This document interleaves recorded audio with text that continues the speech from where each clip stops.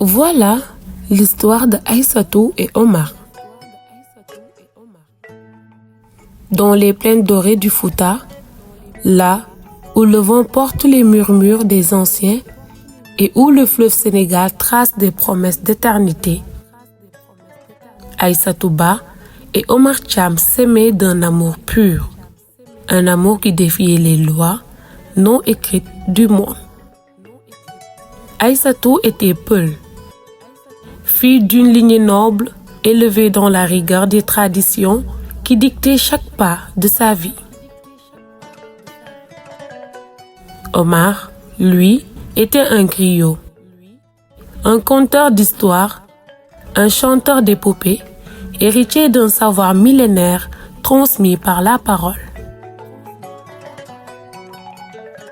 Mais, dans le regard d'Aïssatou, il n'était ni un griot, ni un homme de caste inférieure. Il était simplement Omar, celui qui faisait danser son cœur au rythme de ses mots, celui dont le sourire chassait les ombres de ses jours. Ils s'étaient rencontrés un soir de fête, lorsque Omar chantait les exploits des guerriers d'antan.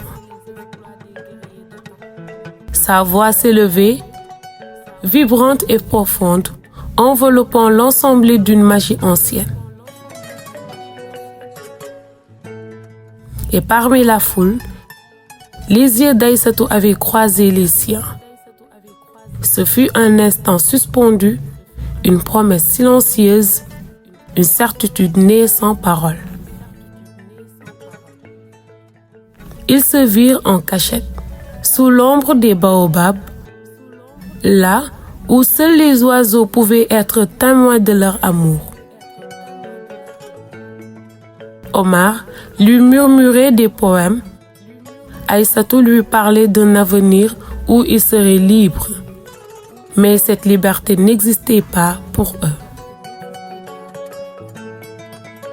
Un jour, la famille d'Aïssatou apprit leur secret. La nouvelle se répandit comme une malédiction sur les collines du Fouta. Son père, un homme fier et respecté, entra dans une colère froide. Une Ba ne se marie pas à un griot. C'est une souillure, un mauvais présage, tonna-t-il. Aïssatou supplia, pleura, s'agenouilla devant sa mère. Mais les traditions étaient des murs infranchissables. Du côté d'Omar, c'était la même douleur. Son père lui ordonna d'oublier cette folie. Un griot ne prend pas l'épouse d'un noble. C'est écrit ainsi. C'est la loi des ancêtres. Mais quelle loi peut dicter les battements d'un cœur? Refusant de se soumettre, Omar et Aïssatou décidèrent de fuir.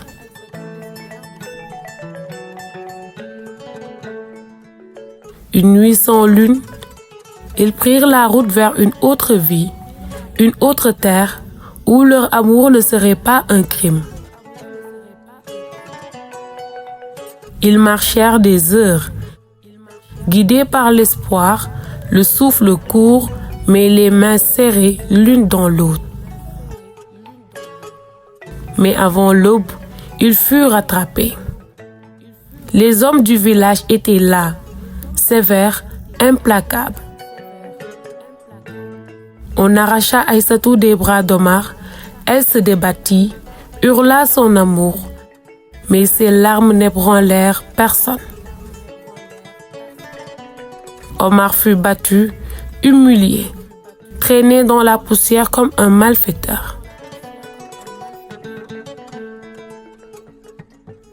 Aïssatou, enfermée dans la case de sa mère, entendit son nom prononcé une dernière fois par la voix brisée d'Omar.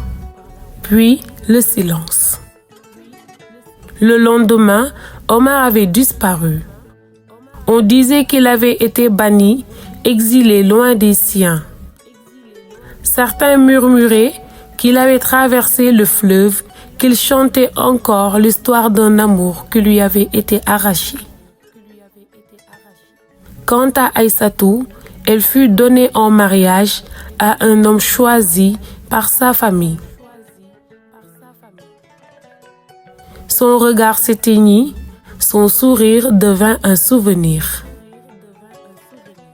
Et chaque soir, sous la lumière pâle de la lune, elle écoutait le vent souffler entre les acacias. Peut-être que, quelque part, ce vent porterait encore la voix d'Omar.